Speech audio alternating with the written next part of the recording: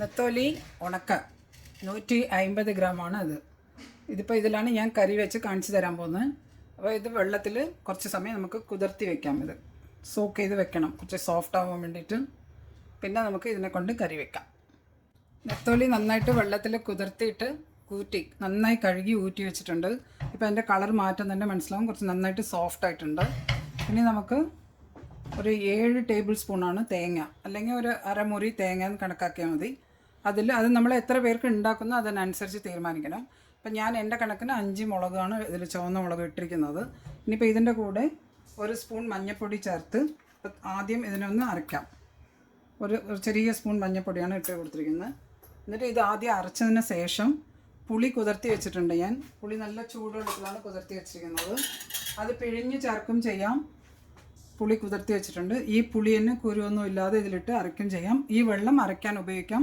പിന്നെ മിക്സി കഴുകി ഒഴിക്കാനൊക്കെ നമുക്ക് ഈ പുളിയുടെ വെള്ളം ഉപയോഗിക്കാം. അല്ലെങ്കിൽ പുളി പിഴിഞ്ഞ് ചേർക്കും ചെയ്യാം.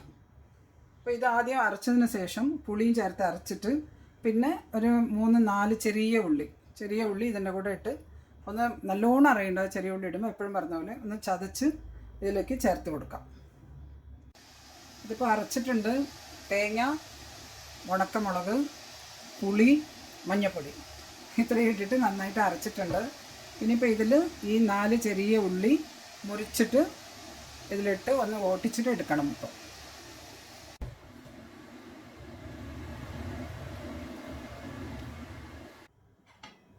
ഈ നെത്തോലിയുടെ ഉണക്കയുടെ കൂടെ മുരിങ്ങയ്ക്ക ഞാനൊരു ചെറിയ 2 മുരിങ്ങയ്ക്കാണ് എടുത്തിരിക്കുന്നത്.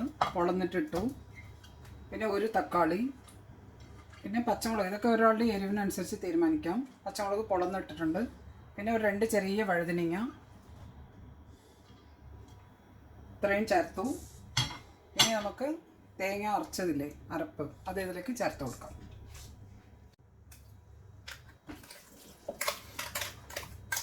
ഇത് ചോറിൽ ഒഴിച്ച് കഴിക്കാൻ തക്കതായിട്ട് വേണമെങ്കിൽ കുറച്ചും കൂടി ഗ്രേവി മാതിരി ആക്കാം.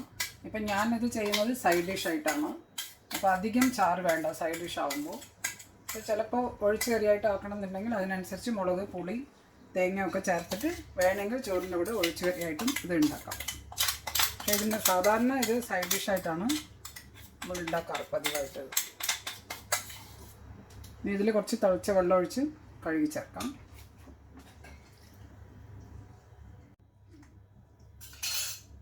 നന്നായിട്ട് മിക്സ് ചെയ്ത് കൊടുക്കാം. എന്നിട്ട് അടുപ്പ് ഓൺ ചെയ്തിട്ട് ഉപ്പ് ചേർത്തിട്ടില്ല, ഇനിയും ഉപ്പ് ചേർക്കണം.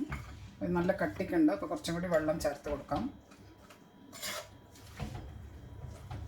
ഇത് ഒരു തിരുവനന്തപുരം സ്റ്റൈല് നെത്തോലി കറിയാണത്. പിന്നെ മുട്ട അവിയൽ കണ്ടിട്ടുണ്ടാവുന്നതായിരിക്കുന്നു, അതും ട്രിവാൻഡ്രം സ്റ്റൈലാണ്. ഇതിൽ ഈ കത്തിരിക്ക ഇട്ടത്, വഴുതനങ്ങ ഇട്ടത് ഓപ്ഷണലാണ്. അത് ഉണ്ടെങ്കിൽ ഇടാം, ഇല്ലെങ്കിൽ മുരിങ്ങയ്ക്ക ഉണ്ടെങ്കിൽ മുരിങ്ങയ്ക്ക, തക്കാളി, ഈ പച്ചമുളക് ഇതൊക്കെ മതി. ഇന്നിപ്പോൾ എനിക്ക് വഴുതനങ്ങ ഉണ്ടായതുകൊണ്ട് ഞാൻ അതും കൂടി ആഡ് ചെയ്തേ ഉള്ളൂ. അത് മസ്റ്റൊന്നുമല്ല, പക്ഷെ ഉണ്ടെങ്കിൽ അത് ചേർക്കുന്നത് നല്ലതായിരിക്കും. അപ്പോൾ ഞാൻ ഉപ്പ് ആവശ്യത്തിന് ചേർത്ത് കൊടുക്കുന്നുണ്ട്. ഉപ്പ് ശ്രദ്ധിച്ചിട്ട് വേണം ഇടാൻ. ചിലപ്പോൾ നമ്മുടെ ഉണക്ക മീനിനൊക്കെ ഉപ്പ് ചിലപ്പോൾ കൂടുതലുണ്ടാവും. അപ്പോൾ അത് ശ്രദ്ധിച്ചിട്ട് ചേർക്കണം. ഞാൻ ഓൺ ചെയ്ത് കൊടുക്കാൻ പോകുന്നുണ്ട് അടുപ്പ്.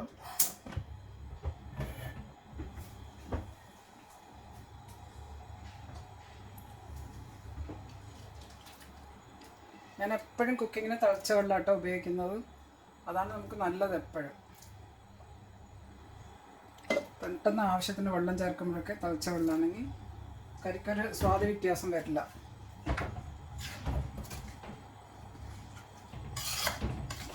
ഇനി കുറച്ചും കൂടി വെള്ളം ചേർക്കാം.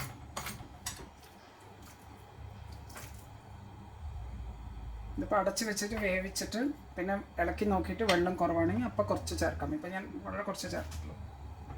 ഇനി ഇത് അടച്ച് വെക്കുന്നുണ്ട് വേവിട്ട്. ഒരു 15 മിനിറ്റ്സ് കഴിയുമ്പോൾ തുറന്ന് നോക്കാം.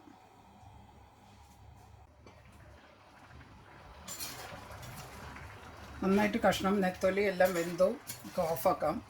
ഇടയിൽ ഞാൻ ഉപ്പുണ്ടോ എന്ന് നോക്കിയിട്ട് കുറച്ച് ഉപ്പ് ചേർത്ത് കൊടുത്തു. ഇപ്പോൾ ഇതിൽ ഇത്ര ഗ്രേവി ഉണ്ട്, പക്ഷേ ഇതിപ്പോൾ ഞാൻ ഓഫാക്കിയായിരുന്നു, അടുപ്പ് ഓഫാക്കി. പക്ഷേ ഈ ചട്ടിയുടെ ചൂടിൽ തന്നെ ഇത് കുറച്ചും കൂടി സമയം പറ്റും ഈ വെള്ളം.